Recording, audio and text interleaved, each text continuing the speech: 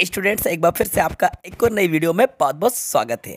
तो आज की इस वीडियो में आपके लिए लेकर आया हूँ एक और इंग्लिश ग्रामर का प्रैक्टिस सेट, जिसमें आज हम टोटल 25 इंग्लिश ग्रामर के मोस्ट इंपॉर्टेंट क्वेश्चंस की प्रैक्टिस करेंगे। तो वीडियो को स्टार्टिंग से लेकर एंड तक जरूर देखिएगा, क्योंकि बच्चों ये वीडियो क्लास 10th और क्लास 12th के बोर्ड एग्जाम्स के लिए काफ़ी ज़्यादा इंपॉर्टेंट है, क्योंकि जितने भी क्वेश्चंस मैंने यहाँ पे निकाले हुए हैं ये सभी सेलेक्टेड क्वेश्चंस हैं और इस तरह से ही क्वेश्चंस एग्जाम्स में पूछे जाते हैं। इसलिए वीडियो में अंत तक बने रहिएगा। चलिए वीडियो को शुरू करते हैं। सो स्टूडेंट्स, हमारा फर्स्ट एग्जाम्पल है, he was so full of Joy that he blank space me a gift. Option हमारे सामने है गिफ्ट्स और सेकंड नंबर का है गैप। अब इन दोनों ही में से एक आंसर हमारा करेक्ट है, यानी कि या तो गिफ्ट्स होगा या फिर गैप होगा। अब राइट आंसर जानने के लिए हम दोबारा से इसको रीड करते हैं। अब देखिए, he was so full of Joy, यहाँ पर आपको वाज देखने को मिलेगा और बच्चों वाज का यूज़ किया जाता है पास्ट में। जब सेंटेंस हमारा पास्ट में है तो यहाँ पर हमें V2 का यूज़ करना है, और V2 क्या है, इसमें गैप है। गिव की सेकंड फॉर्म क्या होती है, गैप। बच्चों गिव का मतलब होता है देना और गैप का मतलब होता है दिया। तो राइट आंसर हमारा गैप आएगा, क्योंकि सेंटेंस हमारा पास्ट में जा रहा है, इसलिए हमें यहाँ पे गिव की सेकंड फॉर्म गैप बता देना है। ठीक है, अब आप जान गए होंगे कि राइट आंसर हमारा गैप क्यों होगा। चलिए अब समझते हैं हम सेकंड एग्जाम्पल को। When he reach the bus stand the bus head already. अब ऑप्शन हमारे सामने 2 हैं, या तो लेफ्ट है या फिर लिविंग है। अब इस सेंटेंस को भी देखिए ध्यान से। When he reach the bus stand, जब वह बस स्टैंड पहुंचा, द बस हैड ऑलरेडी। यहाँ पे सब्जेक्ट द बस है और हेल्पिंग वर्ब हैड का यूज़ किया जा रहा है। तो ये जो सेंटेंस है हमारा, ये हमारा पास्ट परफेक्ट का है। कौन से टेंस का है, पास्ट परफेक्ट का है, बिकॉज हेल्पिंग वर्ब हैड का यूज़ पास्ट परफेक्ट में किया जाता है। अब जब सेंटेंस पास्ट परफेक्ट का है, इतना हमें पता चल गया, तो अब ये भी मालूम होना चाहिए कि परफेक्ट में वर्ब की थर्ड फॉर्म का यूज़ किया जाता है। अच्छा, पास्ट परफेक्ट में ही यूज़ होती है क्या वर्ब की थर्ड फॉर्म? नहीं नहीं नहीं नहीं, पास्ट परफेक्ट में नहीं, तीनों ही परफेक्ट में होती है। प्रेजेंट, पास्ट, फ्यूचर, तीनों ही परफेक्ट टेंस में वर्ब की थर्ड फॉर्म का यूज़ किया जाता है, मेन वर्ब की।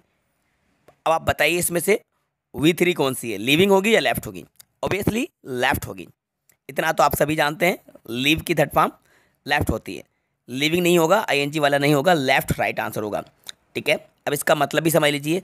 When he reach the bus stand, जब वह बस स्टैंड पहुंचा। बच्चों रीच का मतलब होता है पहुंचना।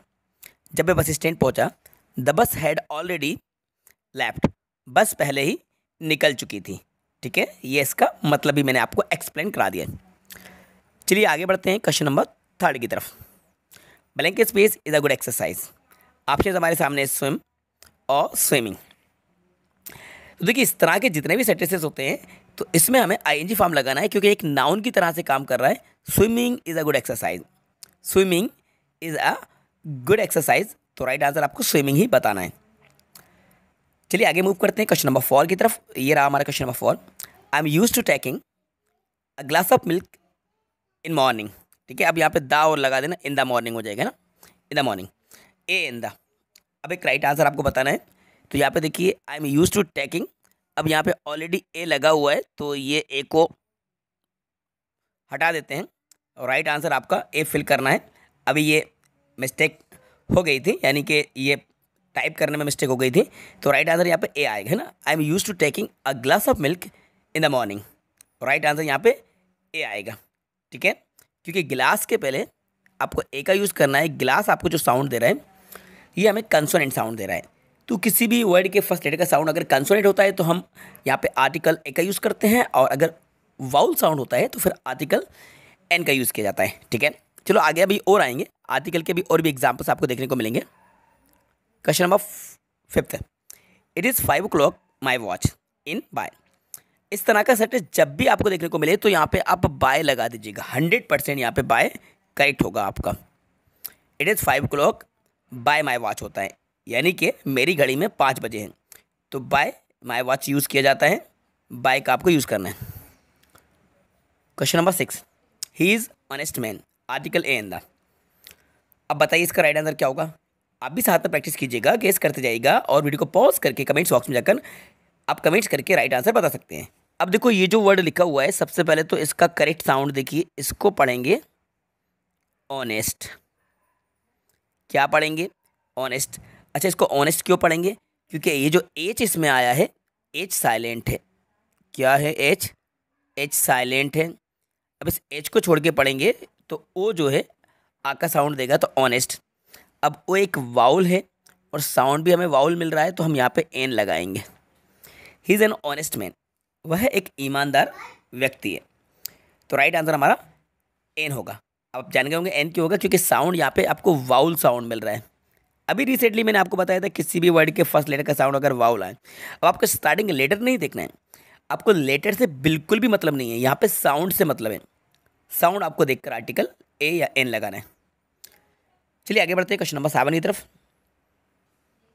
ही was absent, he was sick, while, because, during. इन तीनों ही में से आपको एक आंसर बताना है जो कि करेक्ट है।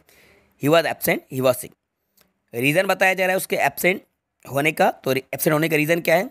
ही वॉज सिक, वह बीमार था। राइट आंसर हमारा बिकॉज आएगा। ही was absent because he was सिक। वह अनुपस्थित था क्योंकि वह बीमार था। तो क्योंकि का मतलब होता है बिकॉज। राइट आंसर आपको यहाँ पे बिकॉज बता देना है। चलिए आ जाते हैं क्वेश्चन नंबर 8 की तरफ। ये रहा हमारा question number 8। Distribute the money Ram and Mohan among या फिर बिटवीन। ये हमारा प्री पोजीशन से क्वेश्चन लिखा है। काफ़ी ज़्यादा इंपॉर्टेंट क्वेश्चन है बच्चों। हर एक टॉपिक को मैंने कवर करा है, यानी कि मैंने आर्टिकल को कवर करा है, मॉडल को कवर करा है, प्री पोजीशन को कवर करा है, सब्जेक्ट वर्ब एग्रीमेंट के क्वेश्चन मैंने डाले हुए हैं, हेल्पिंग वर्ब के क्वेश्चन मैंने डाले हुए हैं। मोस्टली टॉपिक को मैंने कवर करा है इन 25 क्वेश्चन में। 25 क्वेश्चन में मैंने ग्रामर के सारे टॉपिक को कवर करने की कोशिश करी है, जिस तरह के क्वेश्चन एग्जाम्स में पूछे जाते हैं। इसलिए हर एक टॉपिक को आप ध्यान से समझिएगा और इनके नोट्स ज़रूर बनाइएगा। एग्जाम में आपको बहुत हेल्प मिलेगी इस वीडियो से। चलो इसका मतलब समझते हैं। देखो, distribute the money Ram and Mohan. यहाँ पे कितने नाम हैं? 2 नाम है, एक तो राम है, दूसरा मोहन है। तो 2 लोगों के बीच में पैसे को बांटने के लिए कहा जा रहा है कि डिस्ट्रीब्यूट द मनी, पैसा बांट दो। किसके बीच में? राम और मोहन। तो यहाँ पे अब 2 पर्सन वाली बात चल रही है। राइट आंसर हमारा बिटवीन होगा। अब इस बात को याद रखिएगा, जब भी 2 पर्सन्स या थिंग्स वाली बात चले, 2 पर्सन्स के बारे में या 2 थिंग्स के बारे में कुछ बताया जाए, तो वहाँ पे प्रीपोजिशन बिटवीन का यूज़ किया जाता है। मोर देन 2 पर्सन्स और 2 थिंग्स के लिए हम अमंग का यूज़ करते हैं। फिलहाल 2 वाली बात है तो इसलिए हम बिटवीन लगाएंगे। बिटवीन राइट आंसर है। आते हैं क्वेश्चन नंबर 9 की तरफ। He has been waiting for the bus morning for या सिंस। ये भी हमारा प्रीपोजिशन है। He has been waiting for the bus morning. बच्चों, मॉर्निंग जो है ये हमारा पॉइंट ऑफ टाइम है, ये हमारा सर्टेन टाइम है, इसलिए यहाँ पे सिंस लगाएंगे। पार्ट ऑफ डे जो होते हैं वो सर्टेन होते हैं। He has been waiting for the bus since morning. वे सुबह से बस का इंतजार कर रहे हैं, और राइट आंसर हमारा सिंस होगा। आगे मूव करते हैं क्वेश्चन नंबर 9 की तरफ। ये रहा, आयरन इज यूजफुल मेटल। काफ़ी इंपॉर्टेंट क्वेश्चन है। गेस कीजिएगा राइट आंसर। आर्टिकल इसमें ए इन द है। अब देखो, सबसे पहले मैं लिख के आपको बताता हूँ इसको लिखा कैसे जाएगा। इसको लिखा जाएगा यूजफुल। ठीक है। अब यूजफुल में स्टार्टिंग में आप देखो, ये जो यू है, यू आपको या का साउंड दे रहे हैं और या आपको कंसोनेंट साउंड है। क्या है? या कंसोनेंट साउंड है। अब आपको ये नहीं देखना कि स्टार्टिंग लेटर यू है। ये बच्चों की तरह आपको इस ट्रिक को बिल्कुल लेकर नहीं चलना है। उस ट्रिक को आप लेके चलोगे गलती कर जाओगे। बच्चों, आपको लेटर से नहीं मतलब, आपको ये नहीं देखना कि स्टार्टिंग में जो लेटर आ रहा है वो वाउल है कि कंसोनेंट है। हो सकता है आपके स्कूल में यही बताया हो कि अगर वाउल आता है तो हम एन लगाते हैं और कंसोनेंट आता है तो ए लगाते हैं। छोटी क्लास में ये बात अच्छी लगती है, लेकिन अब आप बड़े हो गए हो, अब आपको ये ट्रिक को फॉलो नहीं करना है। जो ट्रिक आपको बताई जा रही है उसको फॉलो करना है। आपको यहाँ पे साउंड देखना है। यूजफुल में या साउंड है। किसका साउंड है? या का साउंड है। और या कंसोनेंट साउंड है, क्योंकि इंग्लिश में या साउंड में वाई से मिलता है और वाई कंसोनेंट होता है। किससे मिलता है? वाई से मिलता है, वाई कंसोनेंट होता है, इसलिए हम यहाँ पे ए लगाएंगे। Iron is a useful metal. Iron is a useful metal. Question number 11। I wish I a king was ever. Gas कीजिएगा राइट आंसर। अगर आप वाज सोच रहे हैं तो बिल्कुल रॉन्ग सोच रहे हैं, क्योंकि वाज नहीं, इसका राइट आंसर वर आएगा। कंडीशनल सेंटेंस है बच्चों। कंडीशनल सेंटेंस में वर का यूज़ किया जाता है और यहाँ पे विश यूज़ हो रहा है। I wish I were a king. तो राइट आंसर आपको वर लगाना है। मेरी इच्छा है कि मैं एक राजा होता, तो यहाँ पे वर का यूज़ करेंगे। आई के साथ वाज यूज़ होता है, लेकिन इन सेंटेंस में, विश वाले सेंटेंस में या इफ से जो स्टार्ट होते हैं सेंटेंस, कंडीशनल सेंटेंस, तो वहाँ पे आपको वर का यूज़ करना होता है, प्लूरल और सिंगुलर दोनों ही सब्जेक्ट के साथ। राइट आंसर हमारा वर आएगा। चलिए आगे मूव करते हैं क्वेश्चन नंबर 12 की तरफ। I don't like of them, either या फिर नाइदर। अब देखिए सेंटेंस हमारा नेगेटिव है, तो यहाँ पे I don't like either of them, right answer आपको यहाँ पे आइदर लगाना है। क्या लगाना है?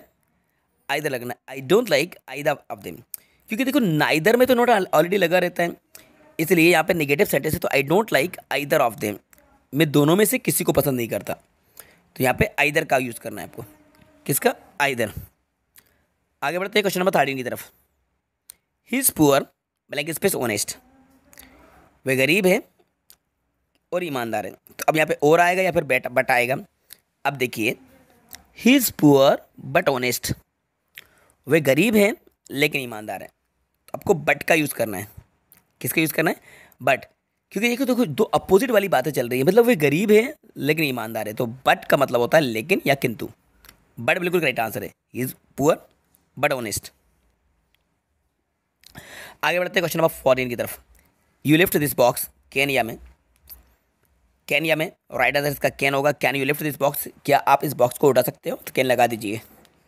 15 he promised the money to return या रिटर्निंग। देखो प्रॉमिस्ड ऑलरेडी एक वर्ब यूज़ हो रही है, तो इसके बाद आपको टू इन्फिनिटिव का यूज़ करना होगा, टू रिटर्न आएगा। He promised to return the money, to return आएगा ना, क्योंकि डबल वर्ब आती है तो दूसरी वाली टू के साथ आती है।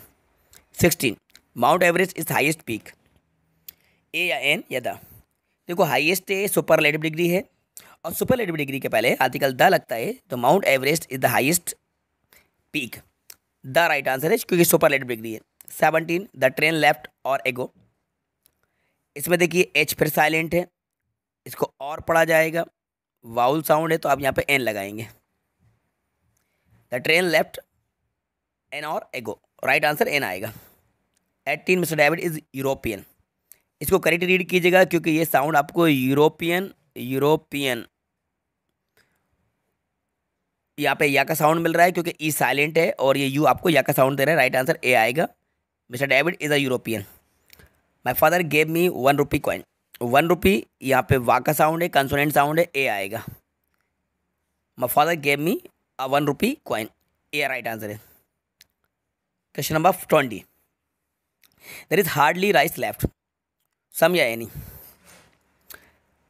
इसका जो राइट आंसर होगा वो होगा एनी। क्यों होगा? क्योंकि देखो सेंटेंस में हार्डली यूज हुआ है। पॉइंट टू बी नोटेड, इस बात को आप नोट कर लीजिए, जब भी सेंटेंस में हार्डली आता है तो हार्डली के साथ आपको एनी का यूज़ करना होता है, क्योंकि हार्डली का मतलब भी होता है मुश्किल से, तो हार्डली एनी, राइट आंसर आपको एनी का यूज़ करना है। The child jump the river, preposition है, इनटू आएगा क्योंकि मूवमेंट के लिए इनटू का यूज़ करते हैं। The child jump into the river, और राइट आंसर इसका इनटू होगा। The sun rises in the east हो जाएगा क्योंकि राइज में आपको एस लगाना है, प्रेजेंट डेफिनेट का सेंटेंस है। The sun rises in the east, universal truth है, सब्जेक्ट सिंगुलर है इसलिए राइजेज होगा। 23 शी हर होमवर्क डेली, तो राइट आंसर इसका डज आएगा, प्रेजेंट डेफिनेट का सेंटेंस है, she does her homework daily, क्योंकि सब्जेक्ट सिंगुलर है और सिंगुलर सब्जेक्ट साथ वर्ब में एस ई एस और आई एस का यूज़ होता है, इसलिए डज आएगा। डज मतलब होता है करना। She does her homework daily. My hobby is watching games आएगा, आई एन जी लगेंगे इसके साथ यहाँ पे। My hobby is watching games. Permission ली जा रही है, मैं आई कम इन सर करके परमिशन आप लोग क्लास में लेते होंगे, तो परमिशन लेने के लिए मैं का यूज़ किया जाता है, मैं आई कम इन सर, मैं आई कम इन सर। तो बच्चों इस तरह से मैंने आपको 25 पूरे सेलेक्टेड और इंपॉर्टेंट क्वेश्चंस एक्सप्लेन करा दिए हैं। ये क्लास 10th और क्लास 12th के लिए काफ़ी ज़्यादा इंपॉर्टेंट थे। इसमें से मोस्टली क्वेश्चंस आपके एग्जाम्स में आने के चांसेस हैं। यस स्टूडेंट्स, ये जो क्वेश्चंस हैं ये बहुत ही ज़्यादा इंपॉर्टेंट क्वेश्चन है, क्योंकि ग्रामर का जो भी लेवल होता है वो मैंने कवर किया है। हर टॉपिक को कवर करने की कोशिश करिए, आप खुद देख लीजिए, प्रीपोजिशन को, मॉडल्स को, डिटरमिनर को कवर करा है, आर्टिकल को हमने कवर किया हुआ है, सब्जेक्ट वर्ब एग्रीमेंट को कवर किया है, कंजक्शन को कवर किया हुआ है। तो आप यहाँ पे देखेंगे तो ज़्यादातर टॉपिक को मैंने कवर करा है। ठीक है, तो आई होप ये वीडियो आपको पसंद आई होगी, तो इस वीडियो को लाइक ज़रूर कीजिएगा, अपने सभी दोस्तों के साथ ज़्यादा शेयर भी कीजिएगा, और यदि चैनल पर नया है तो चैनल को सब्सक्राइब कर लीजिएगा। वीडियो आपको कैसी लगी ये आप कमेंट्स बॉक्स में जाकर कमेंट्स करके ज़रूर बताइएगा। Thanks for watching.